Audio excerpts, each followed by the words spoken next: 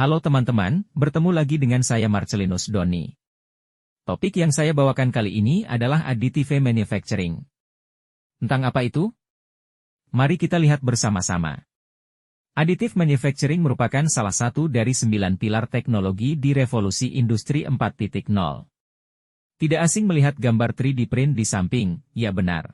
Additive manufacturing atau yang dikenal sebagai pencetakan 3D adalah teknologi yang memungkinkan pembuatan objek 3 dimensi dengan menambahkan material lapis demi lapis. Teknologi ini telah merevolusi proses manufaktur dan desain di berbagai industri dengan memungkinkan geometri kompleks, kustomisasi, dan pembuatan prototipe cepat. Mengingat jika mesin 3D print yang sering kita jumpai menggunakan material berbahan jenis plastik. Pembuatan barang 3 dimensi sudah merana pada berbagai jenis material dan jenis bahan yang digunakan. Terdapat 7 jenis teknologi additive manufacturing di sini, masing-masing memiliki cara dan pemakaian material yang berbeda-beda. Yang pertama adalah material jetting. Jenis ini mirip dengan pencetakan inkjet tradisional, di mana tetesan material cair diendapkan ke atas platform pembangunan untuk membuat lapisan. Yang kedua adalah fat polymerization.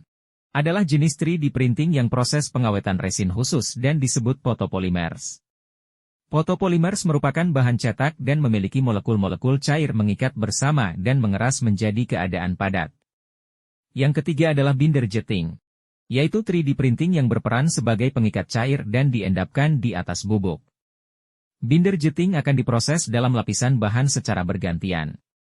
Yang keempat adalah material extrusion. Jenis material extrusion akan mengacu pada saat nozzle memanaskan material. Kemudian jenis 3D printing ini akan menyimpan material tersebut lapis demi lapis untuk membentuk suatu objek tertentu. Yang kelima adalah direct energy deposition. Digunakan saat nozzle bergerak ke berbagai arah untuk menyimpan material yang meleleh di area permukaan tertentu. Setelah itu, bahan tersebut kemudian memadat menjadi sebuah benda atau objek tertentu. Yang keenam adalah sheet lamination. Merupakan jenis yang diproses saat lembaran tipis bahan dipotong dan direkatkan menjadi satu. Jenis ini akan diproses secara lapis demi lapis yang berfungsi untuk membentuk objek yang diinginkan.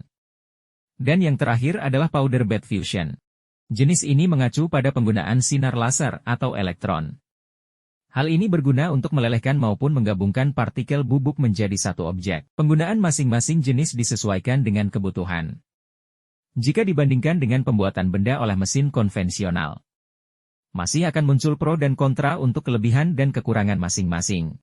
Pada prosesnya sendiri, additive manufacturing akan lebih cepat, murah, dan penggunaan materialnya pun lebih sedikit terbuang daripada mesin konvensional yang membuang banyak material dan proses pengerjaannya yang lama. Tentu hal ini akan mempengaruhi perusahaan, jika perusahaan tersebut mengedepankan biaya produksi yang rendah.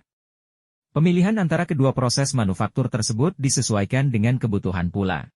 Seperti beberapa yang tadi sudah disebutkan, ada keuntungan dari additive manufacturing yaitu kustomisasi, kemampuan untuk membuat produk yang dipersonalisasi sesuai dengan kebutuhan individu. Geometri kompleks, memungkinkan pembuatan desain yang kompleks dan rumit. Pengurangan limbah, mengurangi limbah dengan hanya menambahkan material yang diperlukan. Pembuatan prototipe cepat, mempercepat proses desain dan pengembangan produk. Meskipun mempunyai keuntungan yang menarik, tentunya ada tantangan di dalam additive manufacturing yaitu 1. Keterbatasan material, ketersediaan dan biaya material dapat menjadi kendala, terutama untuk aplikasi kinerja tinggi. 2. Permukaan, beberapa metode AM dapat menghasilkan permukaan yang lebih kasar yang memerlukan pemrosesan pasca produksi. 3. Batas ukuran, ukuran objek dibatasi oleh volume bangunan printer 3D.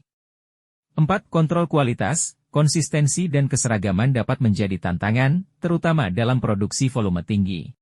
Meskipun demikian, additive manufacturing terus berkembang dan diharapkan akan menjadi lebih mudah diakses serta digunakan secara luas di masa depan. Dengan inovasi yang terus berlanjut, teknologi ini memiliki potensi untuk merevolusi cara kita memproduksi dan merancang berbagai produk. Terima kasih telah menonton, semoga bermanfaat dan sampai jumpa.